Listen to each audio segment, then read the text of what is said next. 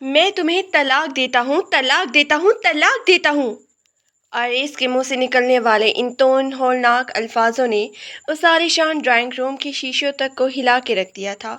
اس کے لہجے میں نہ ذرا سا لرزہ تھا اور نہ ہی ماضی کی ان بے شمار قربانیوں کا کوئی پاس جو ایمل نے اس کی تباہ حال دنوں میں اپنی جوانی نچوڑ کے دی تھی۔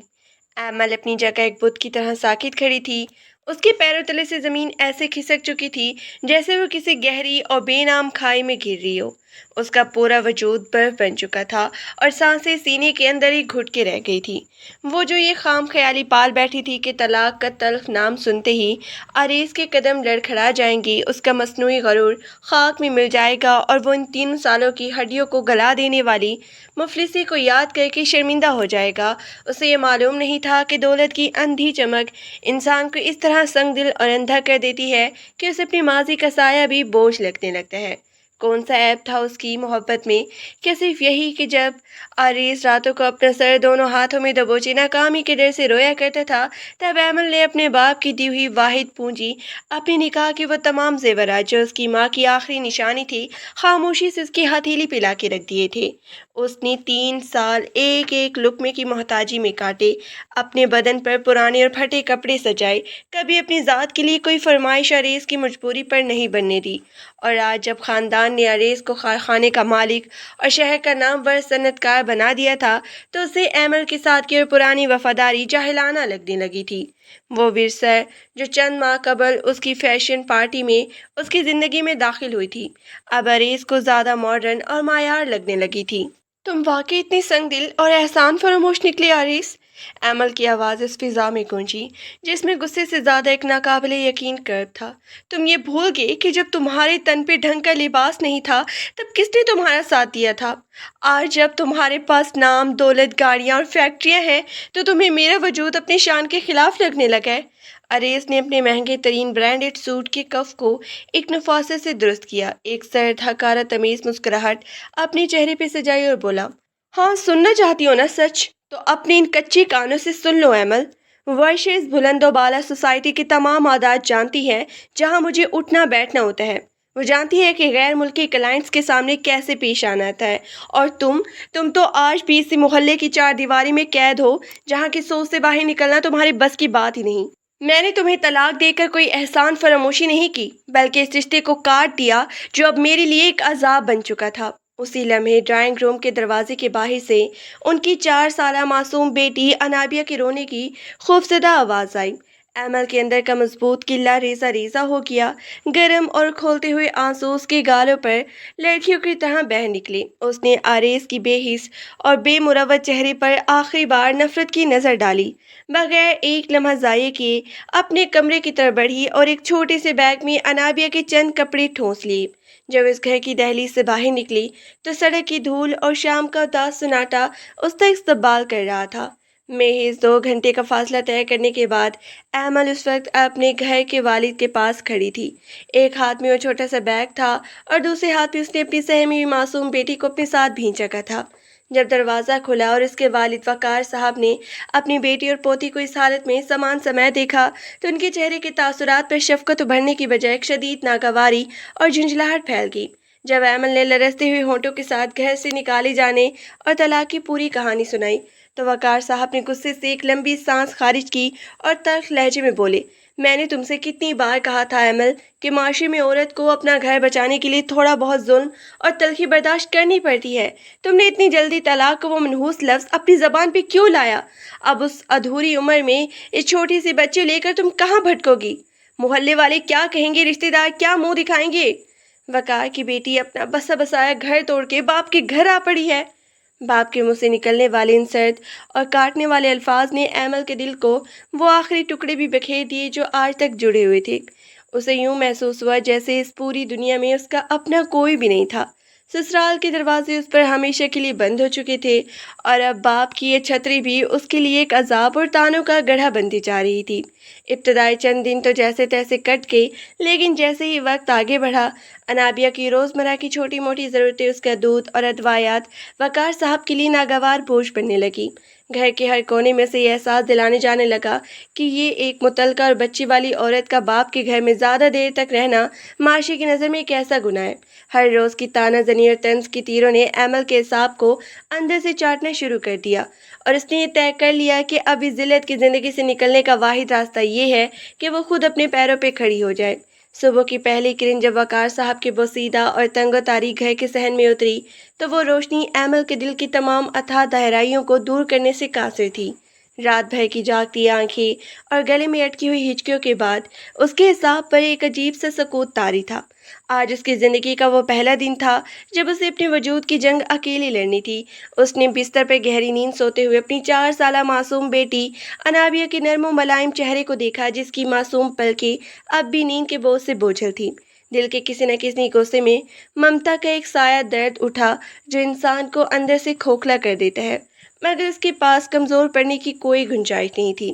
اس نے جلدی سے اپنے آنسو پوچھے اپنے پرانے لیکن صاف ستھرے سوٹ کا انتخاب کیا اور سر پہ سفید چادر کو اچھی طرح سے لپیٹ لیا۔ گھر کے باہر جانے سے پہلے اس نے محلے کی غریب لیکن مخلص خاتون سے سکینہ بیگم کے گھر کا رخ کیا، جو پیسوں کے عوض دن کے وقت انابیہ کی دیکھ بھال کرنے پہ رضامند ہوئی تھی۔ انابیہ کو سکینہ بیگم کے سپرد کرتے وقت ایمل کا دل کسی انوکھے خوف سے کانپ اٹھا، مگر اس نے اپنے قدموں کو لڑکھنے نہیں دیا اور مضبوط عزم کے ساتھ باہر سڑک پہ آ گئی۔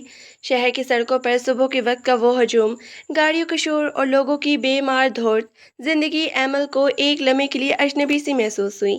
اس نے ایک پرانی اور کھٹارا بس میں سفر کیا جہاں حبس اور بھیڑ نے اس کے جسم و جان کو نڈھال کر دیا، مگر اس کا سارا دھیان صرف اور صرف اس منزل پر تھا جو اس کی بیٹی کے مستقبل کے ضامن بننے والی تھی۔ گھنٹوں کی مسافت اور راستے میں کئی بار لوگوں کے عجیب و غریب اور گھورتی ہوئی نگاہوں کا سامنا کرنے کے بعد بالآخر وہ شہر کے سب سے پوش اور جدید ترین علاقے میں واقع دریاب انٹرپرائز کی اس بلند و بالا شیشے سے بنی شاندار عمارت کے سامنے آ کے کھڑی ہوئی۔ وہ عمارت اتنی بڑی اور رعبدار تھی کہ اس کے سامنے کھڑی ایمل کا چھوٹا سا وجود اور بھی زیادہ بے بس محسوس ہونے لگا۔ عمارت کے باہر لگے سنہرے حروف والے بورڈ پر کمپنی کا نام چمک رہا تھا۔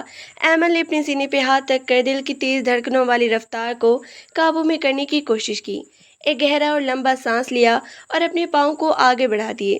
شیشے کے خود بخود کھلنے والے دروازے سے جب وہ اندر داخل ہوئی تو ایئر کنڈیشنر ہوا کا ایک ٹھنڈا جھونکا اس کے چہرے سے ٹکرایا۔ اندر کا ماحول بالکل الگ تھا۔ مہنگے سوٹس میں ملبوب مرد اور خواتین اپنے ہاتھوں میں فائلیں اٹھائے تیز قدموں سے ادھر ادھر جا رہی تھی۔ ہر چہرے پر ایک کارپوریٹ سنجیدگی اور اعتماد جھلک رہا تھا جو ایمل کو اپنی اس حالت میں کچھ زیادہ ہی نمایاں کر رہا تھا۔ وہ دبی دبی سانسوں کے ساتھ ریسیپشن ڈیسک کی طرف بڑھی جہاں ایک عورت اور نفاست سے تیار شدہ لڑکی اپنے کمپیوٹر کی اسکرین میں مگن تھی۔ ایمل نے اپنی لرزتی ہوئی آواز کو سنبھالتے ہوئے کہا، السلام علیکم، میں جونیئر ایڈمنسٹریٹر کی پوسٹ کے لیے انٹرویو دینے آئی ہوں۔ میرا نام ایمل وقار ہے۔ ریسیپشنسٹ نے ایک سرد اور بے تاثر نگاہ ایمل کے سادی حلیے پہ ڈالی، کمپیوٹر پر کچھ کلکس کیا اور پھر ایک ہلکے سے اشارے سے بولی، دوسری منزل پر چلی جائیے، بائیں ہاتھ کا آخری کیبن HR ڈپارٹمنٹ کا ہے، وہیں آپ کی باری آئے گی۔ ایمل نے شکریہ ادا کیا اور لفٹ کی طرف بڑھ گئی۔ لفٹ کے اندر کا شیشہ اس کی اپنی عکاسی دکھا رہا تھا۔ چہرے پر ہلکی سی زردی، آنکھوں کے گرد رات بھر کے رونے کی وجہ سے بنے ہوئے سیاہ حلقے اور لباس میں وہ سادگی جو اس چکا چوند دنیا میں بالکل الگ تھلگ نظر آ رہی تھی۔ لفٹ جو دوسری منزل پر پہنچی تو اس کا دل ایک بار پھر زور زور سے دھڑکنے لگا۔ باہر نکل کر اس نے کوریڈور میں بیٹھے ہوئے انتظار گاہ کی طرف نظر ڈالی جہاں پہلے سے ہی 2-3 لوگ انٹرویو کے لیے بیٹھے ہوئے تھے۔ ان کے چہرے پر جو اعتماد، مسکراہٹ اور یونیورسٹی کے جدید نوٹس تھے وہ ایمل کی ڈگری سے بالکل مختلف تھے جو اس نے برسوں پہلے لی تھی اور جو اب اس کے پرانے بریف کیس میں رکھی تھی۔ وہ ایک کونے میں بنی کرسی پر خاموشی سے بیٹھ گئی اور دل ہی دل میں رب العزت کی حضور دعا مانگنے لگی کہ وہ اس کی عزت کا بھرم رکھ لی۔ وقت کا ہر لمحہ اس کے لیے کسی پہاڑ کی طرح بھاری ہو رہا تھا۔ انتظار گاہ میں موجود دوسرے امیدوار آپس میں دھیمی آواز میں باتیں کر رہے تھے جن کی گفتگو میں انگریزی کے الفاظ اور بڑے بڑے اداروں کے تجربات کا ذکر تھا۔ جب ایمل کے پاس تجربے کے نام پر صرف اس کی ہڈیوں کو گلا دینے والی وہ محنت تھی جو اس نے اپنے گھر کی 4 دیواریں میں کی تھی، تقریباً 1 گھنٹے کے طویل انتظار کے بعد ایک پیو نے دروازہ کھولا اور پکارا، ایمل وقار صاحب، اندر چلی جائیں۔ HR हेड आपका इंतज़ार कर रहे हैं। एमएल का दिल उछल कर हलक में आ गया। उसने अपनी चादर को दुरुस्त किया, दिल में सूरत अलम नशरा का विद किया और हल्के से दरवाजे को धकेल कर अंदर दाखिल हो गई। कैबिन के अंदर एक दरमियानी उम्र के संजीदा मिजाज शख्स मेज़ के पीछे थे, जिनके सामने एमएल की सीवी रखी थी। उन्होंने सर उठाकर एक बारीक नज़रों से एमएल को देखा, फिर बैठने का इशारा किया। वो इंटरव्यू कोई आम सवाल जवाब का सिलसिला नहीं था, बल्कि एमएल की काबिलियत, उसके काम की तेज लगन और मुश्किल हालात में दबाव बर्दाश्त करने की सलाहियत का कड़ा इम्तिहान था। एमएल ने शुरू में थोड़ा सा हिचकिचाया, उसकी आवाज़ हल्की लरज़ रही थी, मगर जैसे ही इंटरव्यू लेने वाले ने उसकी तालीम इसनाद और यूनिवर्सिटी की शानदार रिकॉर्ड को देखा, उनके चेहरे के तासुरात बदले। जब उन्होंने ये पूछा कि इतने सालों का वक्फा क्यों आया और अब अचानक नौकरी की ज़रूरत क्यों पड़ गई, तो एमएल के अंदर का वो तूफान जो उसने बड़ी मेहनत से दबा रखा था, उसकी आंखों में एक लम्हे के लिए छलक पड़ा। मगर उसने अपनी आवाज़ को टूटने नहीं दिया, बल्कि इंतहाई नपे तुले और सच्चाई से जवाब देते हुए कहा, ज़िंदगी हमेशा इंसान के प्लान के मुताबिक नहीं चलती सर। कुछ इम्तिहानात ऐसे होते हैं जो इंसान को वक्त से पहले मजबूत बना देते हैं। मुझे इस इदारे में काम करने के लिए सिर्फ एक नौकरी की ज़रूरत नहीं है, बल्कि ये मेरे लिए मेरी खुददारी और मेरी बेटी की मुस्तकबिल की बका की जंग है। मैंने अपनी तालीम और अपनी काबिलियत पर हमेशा भरोसा रखा है, और मैं आपको यकीन दिलाती हूँ कि मैं अपने काम में किसी भी किस्म की कोताही का मौका नहीं दूंगी। इंटरव्यू लेने वाले शख्स के चेहरे पर एक हल्की सी सताइश भरी मुस्कुराहट उभरी। उसने कुछ कागजात पर साइन किए और बोला, हमें आपकी तालीमी सलाहियतों से ज़्यादा आपके इस एतमाद और पुख्तगी ने मुतासिर किया है। मिल साहिबा, आपका इंटरव्यू क्लियर हो गया। कल से आप बतौर जूनियर एडमिनिस्ट्रेटर इस फैमिली का हिस्सा बन सकती है। वो अल्फाज एमएल के लिए किसी मौजे से कम नहीं थे। उसका पूरा वजूद हल्का फुल्का हो गया, जैसे उसके कंधों से कोई बहुत बड़ा पहाड़ उठा लिया गया हो। उसने शुक्राने के तौर पर अपनी पलकें झपकाईं, इंटरव्यू लेने वाले का शुक्रिया अदा किया, और जब वो इस कैबिन से बाहर निकली तो उसके कदमों में एक अनोखी सी तवनाई और सच्चाई का नूर था। अगले दिन जब एमएल ने अपने पहले दिन का आगाज़ किया तो दफ्तर का माहौल उसके लिए नया ज़रूर था, मगर उसकी मेहनत और लगन ने बहुत जल्द सबको दंग कर दिया। वो सुबह सवेरे घर से निकलती, सकीना बेगम के पास अनाबिया को छोड़ती और वक्त पर अपने डेस्क पर मौजूद होती। उसके साथ मुलाजमीन, जिनमें निम्रा नामी एक खुशमिजाज लड़की भी शामिल थी। एमएल की खामोशी और उसकी प्रोफेशनल संजीदगी को देखकर बहुत जल्द उसकी दोस्ती का हाथ बढ़ा दिया। निम्रा अक्सर दोपहर के खाने के वक्फे में एमएल के पास आती, उसे चाय की प्याली पेश करती और हल्की फुल्की बातें करके उसके चेहरे की उदासी को मिटाने की कोशिश करती। मगर एमएल की फितरत में घुल मिल जाना इतना आसान नहीं था। उसके दिल पर जो जख्म ससुराल की बेमरवती और तलाक की इस अजियतनाक लम्हे ने लगाए थे, वो इतनी जल्दी भरने वाले नहीं थे। वो हर वक्त अपने काम में मगन रहती, किसी से ज़्यादा बातचीत नहीं करती, और उसकी पूरी तवज्जो सिर्फ उसी बात पर होती कि उसकी कारकर्दगी में कोई कमी ना आए। दफ्तर के अंदर काम का दबाव कभी कभी इस हद तक बढ़ जाता कि शाम के वक्त एमल का सर फटने लगता। एक ऐसी ही शाम जब बाहर तेज़ बारिश शुरू हो चुकी थी और आसमान पर सियाह बादलों का राज था। एमएल अपनी डेस्क पर बैठी एक इंतहाई अहम फाइनेंशियल रिपोर्ट की फाइनल करने में जमी हुई थी।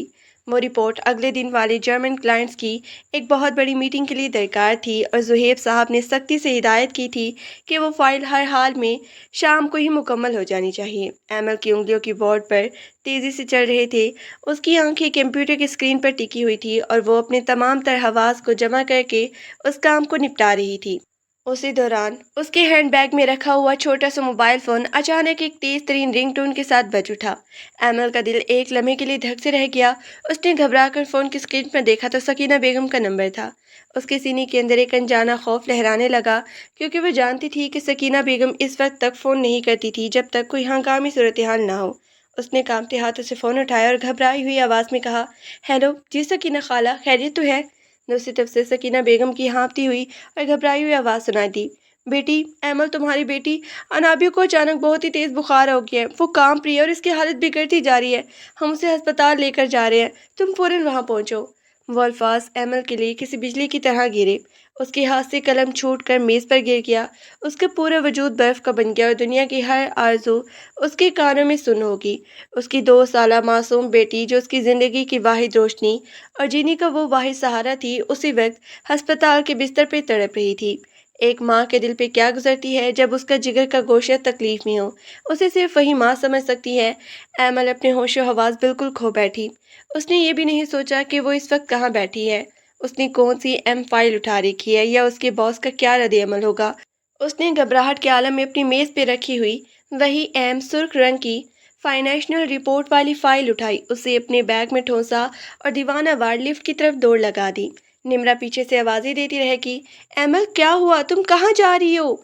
وہ ڈیل کی فائل۔ مگر ایمل کے کانوں تک کوئی آواز نہیں پہنچی۔ وہ لفٹ کا بٹن بار بار دبا رہی تھی، اس کی آنکھوں سے آنسوں کا سیلاب بہہ نکلا تھا اور اس کی پاؤں زمین پر ٹک نہیں رہی تھی۔ 10 منٹ کے اندر وہ شہر کے ایک بڑے ہسپتال کے ایمرجنسی وارڈ کے باہر موجود تھی۔ اس کا سانس پھولا پڑا تھا، چہرہ پسینے سے شرابور تھا۔ جب اس نے اندر جا کر دیکھا کہ نرسز انابیہ کو ڈرپ لگا رہی ہے اور اس کا چھوٹا سا جسم بخار کی شدت سے تپ رہا ہے تو ایمل کا کلیجہ منہ کو آ گیا۔ وہ اپنی بچی کو سینے سے لگا کر پھوٹ پھوٹ کے رو پڑی۔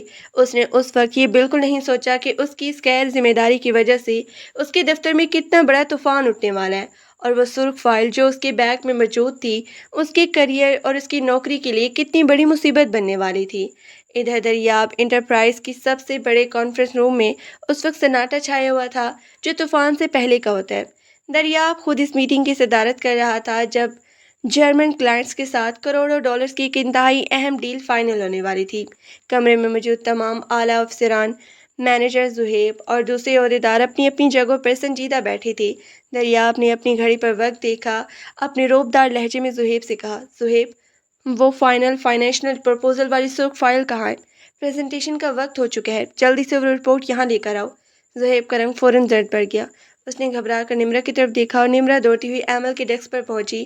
وہاں وہ میز خالی تھی، اور جب نمرا نے کانفرنس روم کا دروازہ ہلکا سا اندر کرتے ہوئے جھانکا اور بتایا کہ وہ فائل ایمل کے پاس تھی اور وہ کسی کو بتائے بغیر اچانک دفتر سے چلی گئی ہے، تو اس پورے کمرے کا درجہ حرارت 1 سیکنڈ میں ابلتے ہوئے پانی کی طرح گرم ہو گیا۔ دریاب کے چہرے پر جو غصہ اور جلال ابھرا، اس کی تاب کوئی نہیں لا سکتا تھا۔ اس نے زور سے میز پہ ہاتھ مارا جس کی آواز سے پورا کانفرنس روم گونج اٹھا۔ جرمن کلائنٹس وقت کی پابندی کے سخت پابند تھے، اور جب انہوں نے دیکھا کہ اتنی اہم میٹنگ کے لیے بنیادی رپورٹ سے غائب ہے تو انہوں نے اپنے بریف کیس بند کیے، ناراضگی کا اظہار کیا اور میٹنگ ادھوری چھوڑ کر اٹھ گئے۔ کروڑوں ڈالرز کا وہ پروجیکٹ جس کے لیے مہینوں میں دن رات کی جا رہی تھی، صرف ایک لمحے کے لیے پانی میں مل گیا۔ دریاب کا غصہ 7ویں آسمان پر پہنچ چکا تھا۔ وہ اپنے کیبن میں شیر کی طرح چکر لگا رہا تھا، اس کی آنکھوں میں خون کتر آیا تھا۔ وہ اس غیر ذمہ دارانہ لڑکی کو کسی بھی قیمت پہ معاف کرنے کے موڈ میں نہیں تھا جس نے اس کی کمپنی کو اتنی بڑی چوٹ پہنچائی تھی۔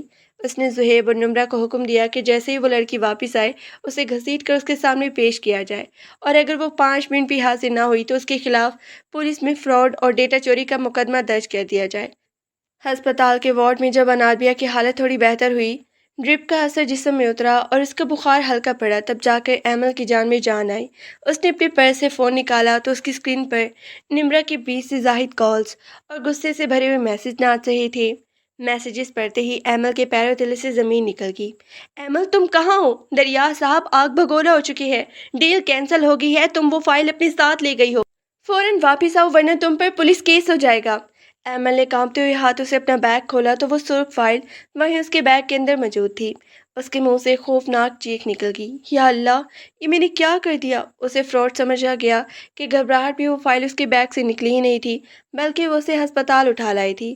وہ انابیہ کو ہسپتال کے عملے کی امانت چھوڑ کر دیوانہ وار بارش میں بھیگتی ہوئی دوبارہ آفس کی طرف بھاگی۔ جب وہ دریاب انٹرپرائز کی بلڈنگ کے اندر داخل ہوئی تو وہاں ایک ہولناک سناٹا چھایا ہوا تھا، جیسے کوئی طوفان گزرنے کے بعد کی ویرانی ہوتی ہے۔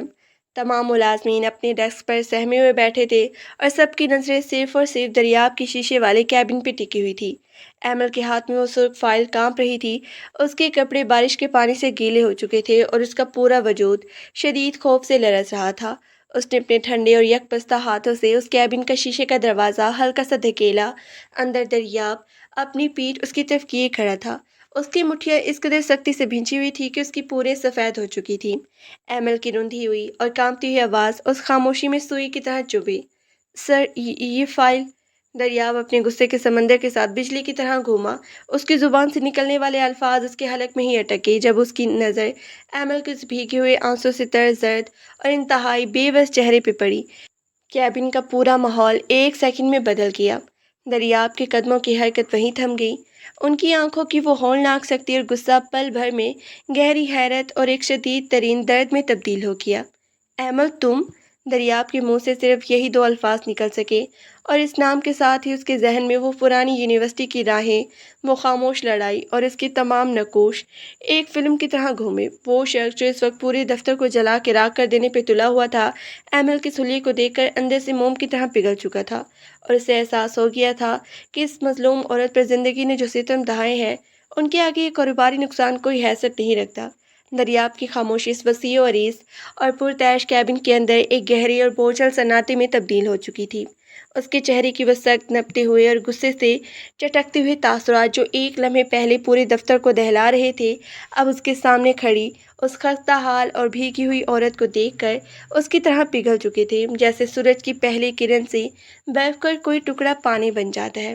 اس کی نگاہیں ایمل کے لرزتے ہوئے زرد اور آنسوں سے تر چہرے پر جمی تھی، جہاں بارش کے قطرے اور اندرونی کرب کی نشانات ایک ساتھ نمایاں تھے۔ اس کے ہاتھ میں وہ سرخ رنگ کی فائل اب بھی کانپ رہی تھی، جسے اس نے مجرموں کی طرح اپنے سینے سے لگا رکھا تھا۔ دریاب نے اپنے قدموں کی حرکت اور انتہائی دھیمی کی، نرم لیکن بھاری آواز میں بولا، ایمل تم یہاں اس حالت میں؟ اس کے لہجے کی وہ کھدری سختی جو تھوڑی دیر پہلے ملازمین کے لیے موت کا پروانہ بنی ہوئی تھی، اب ایک عجیب سی بے بسی اور اندرونی کسک میں ڈھل چکی تھی۔ ایمل نے اپنی پلکیں اٹھا کے دریاب کی طرف دیکھا۔ اس کی آنکھوں میں خوف نہیں بلکہ ایک ایسا شدید تھکا ہوا درد تھا جو انسان کے اندر کی تمام توانائی نچوڑ لیتا ہے۔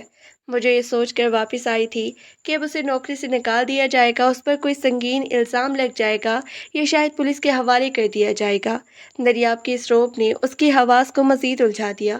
اس نے اپنی لرزتی ہوئی آواز کو قابو میں رکھنے کی کوشش کرتے ہوئے فائل آگے بڑھائی اور بامشکل اتنا کہہ سکی، سر یہ رہی وہ فائل۔ میں جانتی ہوں کہ میری اس بے وقوفی کی وجہ سے آپ کی بہت بڑی ڈیل منسوخ ہو گئی۔ میرا مقصد کمپنی کا نقصان کرنا ہرگز نہیں تھا، بس میری بیٹی کی طبیعت اچانک بگڑ گئی تھی، میں ہوش و حواس کھو بیٹھی تھی۔ آپ چاہیں تو مجھے اس ادارے سے نکال دیں یا جو سزا دینی چاہیں دے دیں، مگر خدا کے لیے میری نیت پہ شک نہ کریں۔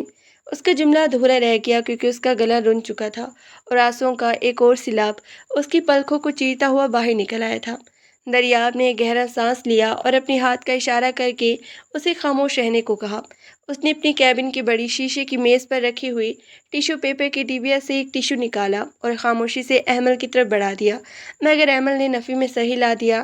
دریاب کی آنکھوں میں یونیورسٹی کے وہ پرانے دن تیر گئے جب وہ لائبریری کے کونے میں بیٹھ کر کتابوں میں گم رہتی تھی، جب اس کی خودداری کے چرچے پوری جامعہ میں ہوا کرتے تھے۔ وہ یہ اچھی طرح جانتا تھا کہ اس کے پاکیزہ اور اصول پرست لڑکے کی زندگی میں کون سا طوفان آ چکا تھا اور کس طرح ایک سنگ دل انسان نے اس کے خوابوں کا خون کر کے اس دوراہے پر لا کھڑا کیا تھا۔ دریاب نے اپنے دل کی اٹھتی ہوئی لہر کو دباتے ہوئے سنجیدہ اور پختہ لہجے میں کہا، ایمل بیٹھ جاؤ اور خود کو سنبھالو۔ ڈیل کینسل ہونے کا دکھ مجھے بھی ہے اور کمپنی کو نقصان بھی ہوا ہے، لیکن اس کا مطلب یہ ہرگز نہیں ہے کہ میں تمہارے حالات کو سمجھے بغیر کوئی جاہلانہ فیصلہ لوں گا۔ رہی بات اس فائل کی اور اس میٹنگ کی، تو وہ میرا مسئلہ ہے، میں خود دیکھ لوں گا جرمن کلائنٹس کو کیسے سنبھالنا ہے۔ تم جا کر پہلے اپنے آپ کو ٹھیک کرو، تمہارے کپڑے بھیگے ہوئے ہیں اور تم کانپ رہی ہو۔ دفتر کے باہر شیشے کی دیواروں کے پیچھے کھڑے زہیب اور دوسرے ملازمین اس منظر کو حیرت اور سنسنی نگاہوں سے دیکھ رہے تھے۔ وہ سب اس بات پر دھنگ تھے کہ جس دریاب صاحب کے غصے کے نام سے پورا دفتر کانپتا تھا، وہ آج ایک جونیئر ملازمے کے اتنے بڑے فراڈ اور لاپرواہی پر نہ صرف خاموش تھے بلکہ اتنے نرم لہجے میں بات کر رہے تھے۔ نمرا جو کوریڈور میں کھڑی یہ سب دیکھ رہی تھی، اس کے دل میں ایک انوکھا ہیجان پیدا ہو گیا تھا۔ کسی کو بھی اس بات کی سمجھ نہیں آ رہی تھی کہ آخر اس معمولی سی لڑکی اور اس کمپنی کے ارب پتی مالک کے درمیان ایسا کون سا مخفی رشتہ یا پرانا تعارف ہے جو اس طوفان کو اتنی آسانی سے خاموشی میں بدل گیا تھا۔ ایمل نے دریاب کی طرف ایک شکستہ لیکن حیرت بھری نظر ڈالی۔ اس کے اندر ایک عجیب سی کشمکش جاری تھی۔ ایک طرف تو اسے اپنی اس نااہلی پر شدید ندامت تھی اور دوسری طرف دریاب کی اس غیر متوقع شفقت نے اس کے دل پر ایک گہرا اثر چھوڑا تھا۔ اس نے آہستہ سے سر ہلایا، وہ فائل وہیں میز پر رکھی اور بغیر ایک لفظ کہے اس کیبن سے باہر نکل آئی۔ جب وہ اپنے ڈیسک پر پہنچی تو دفتر کے تمام لوگوں کی نظریں اس پر جمی ہوئی تھیں، مگر کسی میں اتنی ہمت نہیں تھی کہ وہ اس سے کوئی سوال پوچھ سکے۔ ایمل نے اپنا چھوٹا سا ہینڈ بیگ اٹھایا، نمرا کی گھبرائی ہوئی اور سوالیہ نظروں کو نظر انداز کیا اور سیدھا اس عمارت سے باہر آ گئی، کیونکہ اب اس کا اس عمارت میں رکنے کا ایک منٹ کا بھی دل نہیں کر رہا تھا۔ بارش اب تھم چکی تھی مگر سڑکوں پر کیچڑ اور سرد ہوا کا راج تھا، جس کے اندر کے سرد ہوتے ہوئے احساسات کو مزید بڑھا رہا تھا۔ وہ سیدھا ہی اسی ہسپتال کی طرف روانہ ہوئی جہاں اس کی معصوم بیٹی انابیہ زیر علاج تھی۔ ہسپتال کے اس بوگس اور دوائیوں کی مہک سے بھرے اس وارڈ میں جب وہ داخل ہوئی تو اس نے دیکھا کہ سکینہ بیگم صوفے پر بیٹھی تسبیح پڑھ رہی تھی اور بستر پہ انابیہ ہلکی سی نیند میں تھی۔ اس کے چھوٹے سے ہاتھ پہ لگی ہوئی ڈرپ کی نلکی سے پانی کے قطرے اب بند ہو چکے تھے اور چہرے پر ہلکی سی سرخی واپس آ رہی تھی۔ ماں کی ممتا جو اس وقت خوف اور پریشانی سے نڈھال تھی، اپنی بچی کے چہرے پر سکون دیکھ کر جیسے دوبارہ زندہ ہوگی۔ ایمل نے آگے بڑھ کر اپنی بیٹی کو اپنی سینے سے لگا لیا اور اس کے ماتھے کو چومنے لگی۔ اس کی آنکھوں سے بہنے والے آنسو اب کسی ندامت کے نہیں بلکہ اس کی شکرانے کے تھے کہ خدا نے اس کی گود اجاڑنے سے بچا لی تھی۔ سکینہ بیگم نے محبت سے اس کے کاندھے پہ ہاتھ رکھا اور ڈھارس بندھاتے ہوئے بولی، بیٹی گھبراؤ نہیں، ڈاکٹر صاحب کہہ کر گئے ہیں کہ اب بخار اتر چکے ہیں اور یہ بالکل خطرے سے باہر ہے۔ تم اتنی پریشان کیوں لگ رہی ہو؟ تمہارے تو اپنے چہرے کا رنگ اڑا ہوا ہے۔ ایمل نے زبردستی ایک ہلکی سی مسکراہٹ اپنے چہرے پر سجائی اور کہا، کچھ نہیں خالہ، بس دفتر میں کام کا تھوڑا دباؤ زیادہ تھا، اس لیے گھبرا گئی تھی۔ اب میں ٹھیک ہوں۔ آپ کا بہت بہت شکریہ کہ آپ نے اسی وقت میری بچی کو سنبھال لیا، ورنہ میں تو شاید پاگل ہی ہو جاتی۔ وہیں اسپتال کے ایک کونے میں بیٹھ کر اس نے اپنی زندگی کی اس کٹھن حقیقت کا سامنا کیا جو ہر روز اس کا امتحان لے رہی تھی۔ اس نے سوچا کہ اگر آج دریاب اسے نوکری سے نکال دیتا تو شاید اس کے اور اس کی بیٹی کے پاس بھوکے مرنے کے علاوہ کوئی چارہ نہ رہتا، مگر قسمت نے اس کا ساتھ دیا۔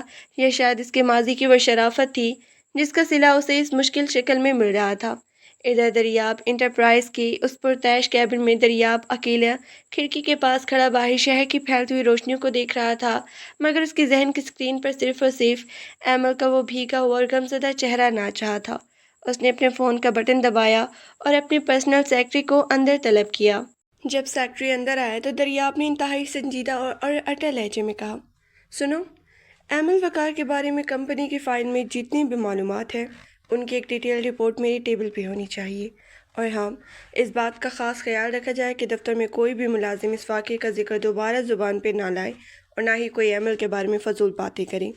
اگر کسی کی زبان سے کوئی غلط بات نکلی تو وہ اس کمپنی میں ایک دن بھی نوکری نہیں کر پائے گا۔ سیکرٹری دریاب کے اس غیر معمولی حکم کو سن کر حیران رہ گیا، کیونکہ اس نے اس سے پہلے کبھی اپنے باس کو کسی معمولی جونیئر ملازم کے لیے اس حد تک پروٹیکٹیو ہوتے نہیں دیکھا تھا، مگر وہ حکم کی تعمیل کرتا ہوا سر جھکا کے باہر چلا گیا۔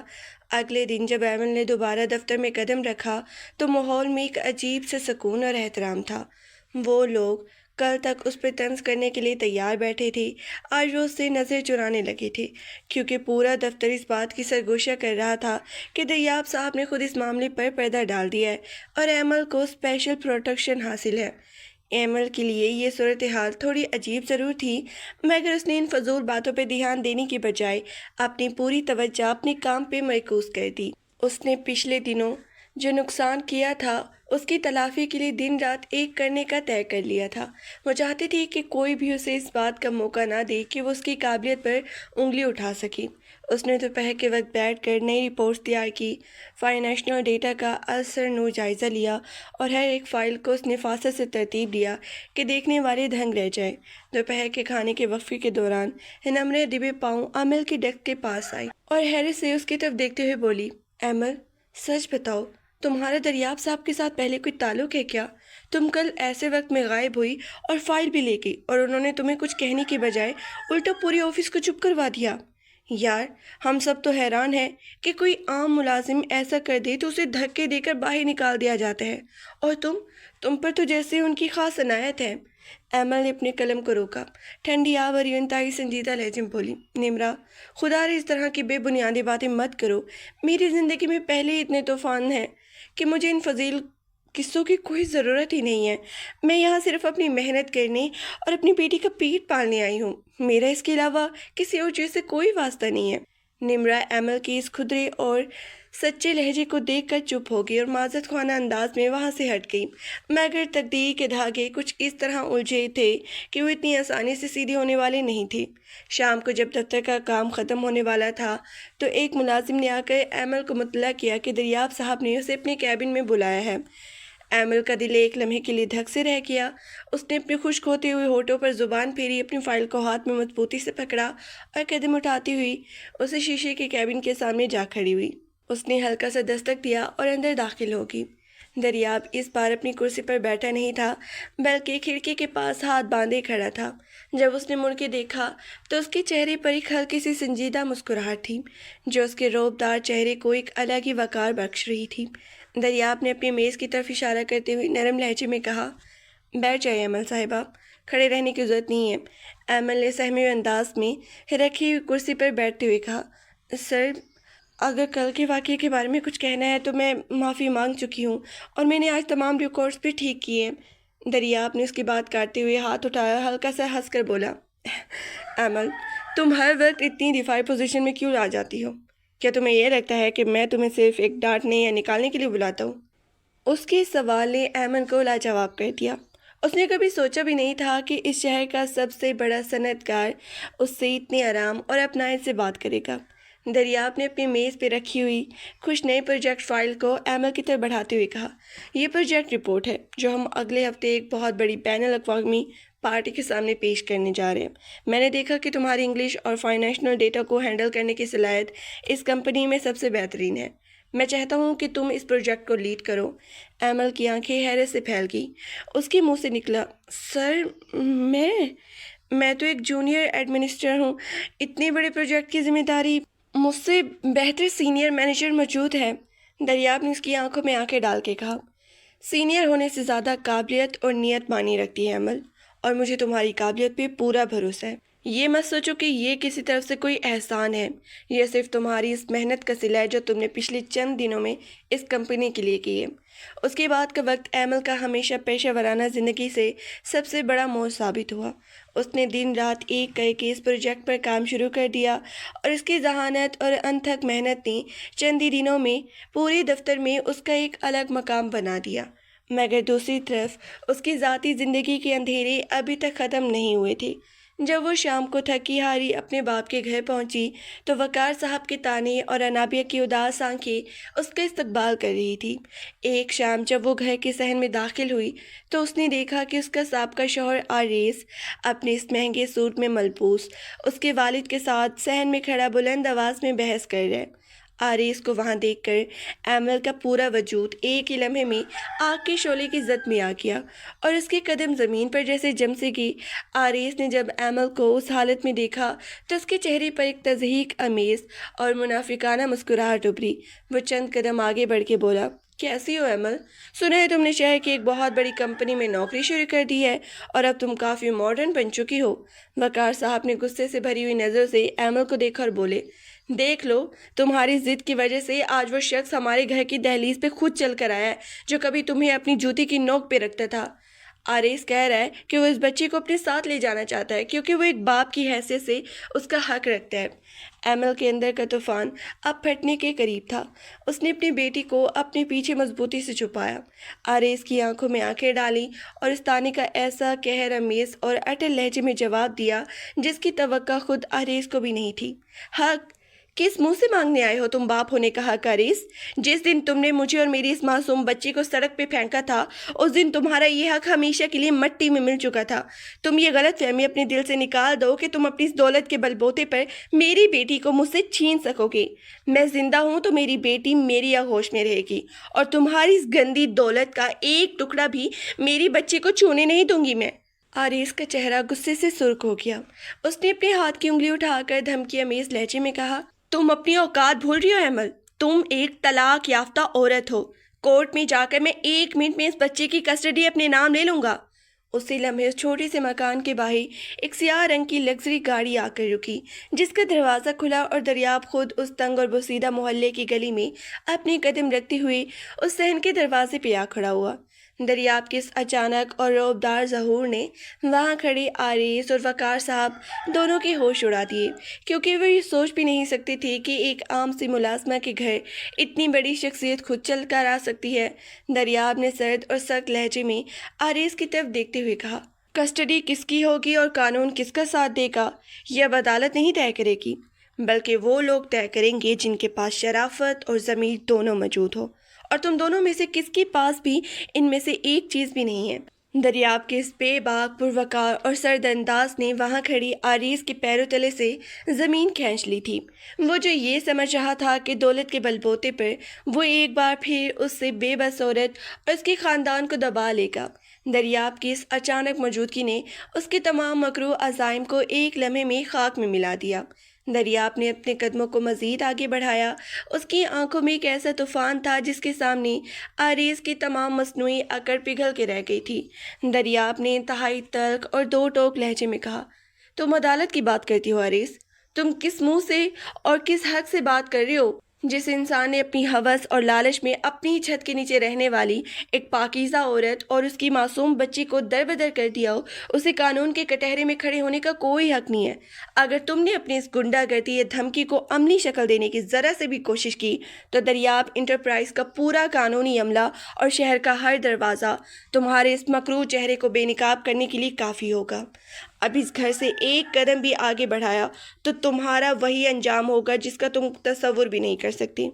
آریز جو چند لمحے پہلے تک بڑی بڑی دھمکیاں دے رہا تھا، دریاب کی اس دبدبے والی شخصیت اور اس کی آنکھوں میں موجود آگ کو دیکھ کر اندر سے لرز اٹھا۔ اس کے پاس بولنے کے لیے کوئی لفظ نہیں بچا تھا۔ اس کا سارا غرور ریزہ ریزہ ہو چکا تھا اور وہ بغیر ایک لفظ کے شرمندگی اور ذلت کی تصویر بنے وہاں سے الٹے پاؤں بھاگ نکلا۔ وقار صاحب جو اب تک ایک کونے میں سہمے ہوئے کھڑی تھی اور جن کی آنکھوں میں اپنی بیٹی کی اس مظلومیت اور اس کی خودداری طاقت کا یہ منظر پہلی بار اترا تھا، ان کے کانپتے ہوئے ہاتھوں نے اپنے چہرے کو ڈھانپ لیا۔ انہیں شدت سے اس بات کا احساس ہو گیا کہ انہوں نے اپنی بیٹی کو بوجھ سمجھ کر کتنی بڑی ناانصافی کی تھی، جبکہ وہ بیٹی آج اس معاشرے میں اپنی عزت اور وقار کی جنگ اکیلے لڑ رہی تھی۔ دریاب نے وقار صاحب کی طرف ایک بار دیکھا۔ ان کے چہرے پر کوئی طنز یہ شکایت نہیں تھی، بلکہ ایک سنجیدہ احترام کا تاثر تھا جو ایک بزرگ کے لیے دل میں ہونا چاہیے۔ اس کے بعد دریاب نے اپنی نگاہیں ایمل کی طرف اٹھائیں جو اپنی بیٹی انابیہ کو سینے سے لگائے پھوٹ پھوٹ کے رو رہی تھی، مگر اس بار وہ آنسو کمزوری کے نہیں بلکہ سکون کے تھے جو طوفان تھمنے کے بعد دل کو نصیب ہوتا ہے۔ دریاب نے اپنے لہجے کو انتہائی نرم کرتے ہوئے کہا، ایمل، اب تمہیں اس گھر میں مزید کسی بھی خوف کے سائے میں جینے کی ضرورت نہیں ہے۔ جس تحفظ کی تم حقدار ہو وہ تمہیں ہر قیمت پر ملے گا۔ وہ یہ کہہ کر اپنی گاڑی کی طرف پلٹ کے اور اس کا وہ جانا ایمل کے دل پر ایک ایسا انمٹ نقش چھوڑ گیا جو آنے والے دنوں میں ان کی پوری زندگی کا رخ بدلنے والا تھا۔ اس واقعے کے بعد کے مہینے ایمل کی زندگی میں ایک انقلاب کی طرح آئے۔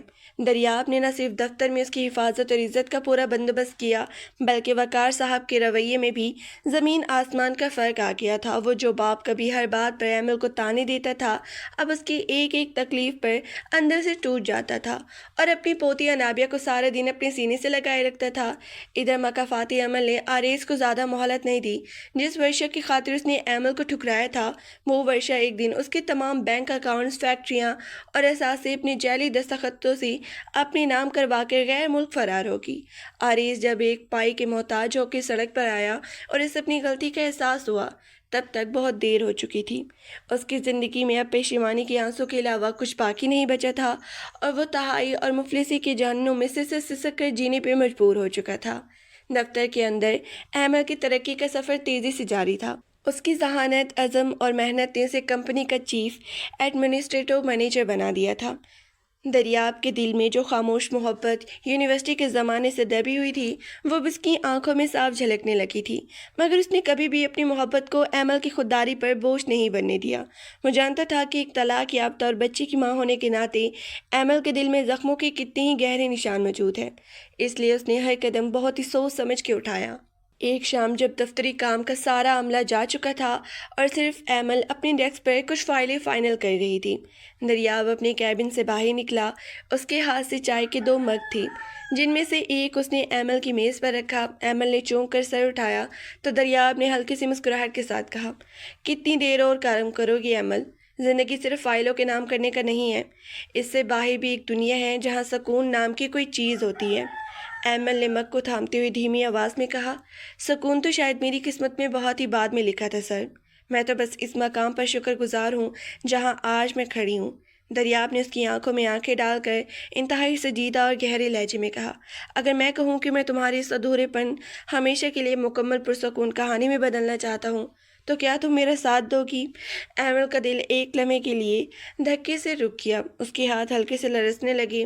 اس نے اپنی ماضی کے تلخ تجربات کی دیوار کھڑی کرنی چاہی، مگر دریاب نے اس کا ہاتھ اپنے ہاتھوں میں لے کر کہا، میں جانتا ہوں کہ تم کس قدر خوددار ہو ایمل، اور میں تمہاری اس خودداری کا عاشق ہوں۔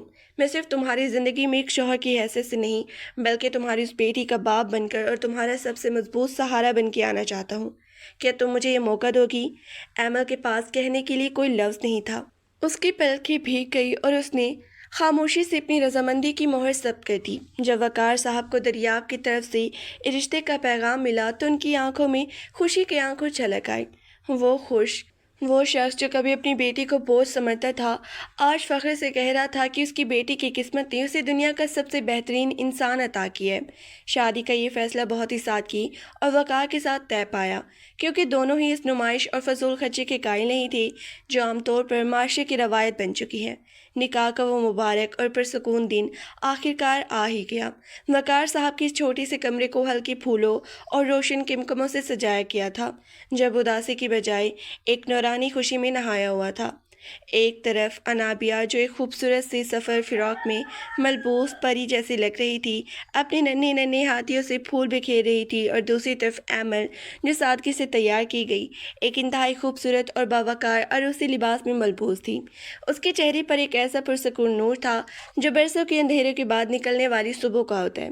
گھر کے ڈرائنگ روم میں مولوی صاحب تشریف فرما تھے، اور ان کے سامنے دریاب ایک نفاست سے بنی ہوئی سفید شلوار قمیض اور واسکٹ میں ملبوس انتہائی پرسکون اور باوقار انتظار میں بیٹھا تھا۔ جب نکاح کے کاغذات پر دستخط کرنے کا مرحلہ آیا تو مولوی صاحب نے ادب سے ایمل سے پوچھا، کیا آپ کو یہ نکاح قبول ہے؟ ایمل نے اپنی دل کی گہرائیوں میں اترتے ہوئے اس سکون کو محسوس کیا جو خدا نے اس کی جھولی میں ڈالا تھا، اور اس کے لبوں سے نکلا وہ پہلا اور پختہ قبول ہے اس پورے گھر کی فضا میں ایک انوکھی خوشبو کی طرح پھیل گیا۔ اس کے بعد جب دریاب سے پوچھا گیا تو اس کی پراعتماد اور بھرپور لہجے میں کہے گئے قبول ہے نے رشتے کو ہمیشہ ہمیشہ کے لیے امر کر دیا۔ نکاح کے ان پاکیزہ کلمات کے ساتھ ہی کائنات نے ان دونوں کی زندگی کے تمام دکھوں، تلخیوں اور تنہائیوں کا مداوع کر دیا تھا۔ دریاب نے آگے بڑھ کے اپنی محبت، اپنے احترام اور اپنی عزم کو ایمل کے نام کر دیا، اور انابیہ نے دوڑ کر اپنی نئے باپ کی گود میں پناہ لی، جہاں سے وہ تمام پیار مل گیا جس کی وہ حقدار تھی۔ رات کی وہ خوبصورت اور ٹھنڈی چاندنی جب اس گھر کے صحن پہ پڑی تو وہ سنگی در کا پرانا دروازہ جو کبھی طوفان کی زد میں تھا، اب ہمیشہ کے لیے محبت، خلوص اور سچی وفاداری کے قلعے میں تبدیل ہو چکا تھا۔ ایمل نے آئینے کے سامنے کھڑے ہو کر اپنے ماضی کے اس آخری قطرے کو پونچھا جو اب خوشی کا بن چکا تھا، اور دل ہی دل میں رب العزت کا شکریہ ادا کیا کہ اس نے اندھیروں کو بیض سورج کی وہ کرن عطا کی جو اس کی پوری زندگی کو ہمیشہ کے لیے روشن کر رہی تھی۔ صبح کی ہلکی اور سوندھی سی دھوپ جب گھر کے صحن میں بچھی ہوئی کاریوں پہ پڑی تو ایک الگ ہی سما بن چکا تھا۔ دریاب کی زندگی اب صرف ایک کارپوریٹ سلطنت اور بڑی بڑی فیکٹریوں تک محدود نہیں رہی تھی، بلکہ اس کی دنیا کا محور اب یہ چھوٹا سا گھر اور اس کے اپنے لوگ بن چکی تھی۔ آج اتوار کا دن تھا، اور دریاب نے خاص طور پر اپنے تمام کاروباری وعدے اور میٹنگز ایک طرف رکھ کر سارا دن اپنی نئی فیملی کے نام کر دیا تھا۔ وہ کچن کے دروازے پر کندھا ٹکائے کھڑا تھا جہاں ایمل اپنے ہاتھوں سے چائے بنا رہی تھی۔ اس کے چہرے پر وہ کھنچاؤ اور تھکن اب کہیں دور چلی گئی تھی جو طلاق کے بعد دونوں میں اس کا مقصد بن گئی تھی۔ اب اس کے چہرے پر ایک ہلکا سا پرسکون نور تھا جو صرف اسی عورت کے حصے میں آتا ہے جسے زندگی نے تمام آزمائشوں کے بعد بہترین ساتھی بخشا ہو۔ دریاب نے مسکراتے ہوئے آگے بڑھ کر ایمل کے ہاتھوں سے چائے کا کپ لیا اور ہلکے سے چیرتے ہوئے بولا، محترمہ، کیا ارادہ ہے آج اتوار کے دن بھی سارا وقت فائلوں میں گزارنے کا، یا اس ناچیز شوہر کو بھی کچھ وقت عنایت فرمائیں گی؟ ایمل کے لبوں پر ایک ہلکی سی شنگریفی مسکراہٹ ابھری۔ اس نے اپنی چادر کو درست کیا اور نرمی سے بولی، فائلیں اب دفتر میں رہ جاتی ہیں دریاب، اب اتنی فرصت کہاں کہ میں اپنی چھوٹی سی خاندان کو چھوڑ کر کسی اور چل کے دیکھوں۔ ویسے بھی آپ کی وہ لاڈلی حکم ماننے کے لیے تیار نہیں ہے جسے آپ نے سارا دن گھمانے کا وعدہ کیا تھا۔ ان کا اشارہ باہر صحن کی طرف تھا جہاں 6 سال کی ہو چکی انابیہ خوبصورت سے کھلونے والے صوفے پر بیٹھی دریاب کی لائی ہوئی نئی گڑیا کے بال سنوارنے میں مصروف تھی۔ انابیہ کی زندگی میں دریاب کا آنا ایک ایسا موضوع تھا کہ وہ اسے اپنے سگی باپ سے بھی زیادہ عزیز رکھتی تھی۔ وہ ہر وقت بابا بابا کہتی ہوئی اس کے گرد چکر لگاتی رہتی تھی۔ دریاب نے چائے کا گھونٹ بھرا اور بلند آواز میں پکارا، ارے میری شہزادی، ذرا یہ بتا کہ ہمارے ساتھ باہر پارک میں جانے کا پروگرام منسوخ کرنے کا ارادہ ہے کیا؟ ورنہ پھر ماما کو اکیلے ہی گھر چھوڑنا پڑے گا۔ انابیہ نے جیسے ہی پارک کا نام سنا اس کی خوشی کی کوئی انتہا نہ رہی۔ وہ گڑیا وہیں صوفے پر پھینکتی ہوئی دوڑتی ہوئی اندر آئی، دریاب کے قدموں میں لپٹ گئی اور معصومیت سے بولی، نہیں بابا، میں بالکل تیار ہوں، بس آپ جلدی سے چائے پی لیں ورنہ ہم لیٹ ہو جائیں گے۔ اس کی اس معصوم ضد کو دیکھ کر ایمل اور دریاب دونوں کی ہنسی نکل۔ وہ منظر کسی حسین سے کم نہیں تھا، جہاں ایک چھت کے نیچے بکھرے ہوئے تمام رشتے اب ایک مضبوط اور اٹل محبت کی لڑائی میں پروئے جا چکی تھی۔ کچھ ہی دیر بعد وہ تینوں شہر کی ایک پرسکون اور سبزے سے بھرپور پارک میں موجود تھے۔ فضا میں ہلکی ہلکی خنکی تھی اور سورج کی سنہری کرنیں درختوں کے پتوں سے چھن کر زمین پر نقش و نگار بنا رہی تھی۔ انابیہ کبھی جھولے کی طرف بھاگتی تو کبھی پھولوں کو چھوتی، اور پیچھے پیچھے دریاب اس کی حفاظت کے لیے ایک ڈھال کی طرح چل رہا تھا۔ ایمل ایک اچھے سے لکڑی کے بینچ پر بیٹھی اس پورے منظر کو دیکھ رہی تھی اور اس کے دل کی اتھاہ گہرائیوں سے اپنے رب کی حضور شکرانے کے سجدے جاری تھی۔ وہ سوچ رہی تھی کہ زندگی انسان کو کتنے ہی امتحانوں سے گزارتی ہے، کتنی ہی بار قدم لڑکھڑاتی ہے اور زمین پیروں کے سے نیچے سے کھسکتی ہے، مگر جو انسان اپنے اصولوں پر، اپنی خودداری پر اور اپنی نیت کی سچائی پہ قائم رہتا ہے، اس کے لیے قدرت ہمیشہ کے لیے ایک ایسا دائرہ کھول دیتی ہے جو تمام اندھیروں کو روشنی میں بدل دیتا ہے۔ دریاب نے مڑ کر جب ایمل کو اس طرح گھومے بیٹھے صدمے دیکھا تو وہ واپس آیا، اس کے برابر بینچ پر بیٹھا اور اس کا ہاتھ اپنے ہاتھوں میں لے کر دھیمی آواز میں بولا، کیا سوچ رہی ہو ایمل؟ اب تو ماضی کا کوئی سایہ اس دل کے قریب نہیں ہے نا؟ ایمل نے اپنی پلکیں اٹھا کے دریاب کی آنکھوں میں دیکھا، جن میں اس کے لیے بے پناہ احترام اور محبت جھلک رہی تھی، اور ایک ہلکی سی سانس لے کر بولی، میں بس یہ سوچ رہی تھی کہ میں کتنی خوش قسمت ہوں کہ زندگی کے اس ویران سفر میں مجھے آپ جیسا ہم سفر مل گیا۔ اگر وہ دن نہ آتا، اگر وہ طوفان میری زندگی میں نہ آتا، تو شاید میں کبھی اس حقیقی سکون کی قدر نہ کر پاتی جو آج میرے پاس ہے۔ دریاب نے ہلکا سا مسکرا کر اس کے ہاتھ پہ گرفت مضبوط کی اور بولا، وہ امتحان تمہارے نہیں تھے ایمل، بلکہ تمہاری اس مضبوطی کا امتحان تھے جو خدا نے تمہیں ایک نئی اور شاندار زندگی دینے کے لیے کی تھی۔ اب آگے کا پورا راستہ ہمارا ہے اور اس راستے میں غم کا کوئی سایہ نہیں آنے دوں گا۔ اتنے میں انابیہ دوڑتی ہوئی ان دونوں کے پاس آئی اور اس کے ہاتھ پہ خوبصورت سا گلاب کا پھول تھا جو اس نے توڑ لیا تھا، اور اس نے وہ پھول اپنی ماما کے ہاتھ پہ رکھ دیا۔ تینوں کے قہقہے اس کھلے آسمان کے نیچے اس طرح گونجے جیسے کائنات نے ان کے تمام دکھوں کا حساب چکاتے ہوئے انہیں ہمیشہ کی مسکرت دے دی ہو۔ شام ڈھلنے لگی تھی اور سورج غروب ہوتے ہوئے آسمان پر نارنجی اور سرخ رنگوں کے خوبصورت جال بچھ رہا تھا۔ جب وہ واپس اپنے گھر لوٹے، گھر کی دہلیز پہ قدم رکھتے ہی وہ پرانا سنگی در والا احساس ایک بار پھر تازہ ہوا، مگر اس بار وہ در خوف اور تنہائی کا نہیں بلکہ ایک ایسے قلعے کا دروازہ تھا جس کے اندر صرف خلوص، اپنائیت اور سچی محبت کا راج تھا۔ وقار صاحب نے اندر سے دروازہ کھولا اور اپنی بیٹی اور داماد پوتی کو ایک ساتھ ہنستے مسکراتے دیکھ کر ان کا سینہ فخر سے چوڑا ہو گیا۔ انہوں نے آگے بڑھ کے انابیہ کو گود میں اٹھایا اور دریاب کے کندھے پہ شفقت سے ہاتھ رکھا۔ رات کے اس پرسکون پہر میں جب گھر کے تمام دیے جل چکے تھے اور ہر طرف ایک روشن اجالا پھیلا ہوا تھا، ایمل نے کھڑکی کے پاس کھڑی ہو کر باہر آسمان کی چاند کو دیکھا اور دل ہی دل میں اپنے اس سفر کو سلام پیش کیا جو اندھیری سے شروع ہو کر اب ہمیشہ کے لیے ایک روشن حقیقت بن چکا تھا۔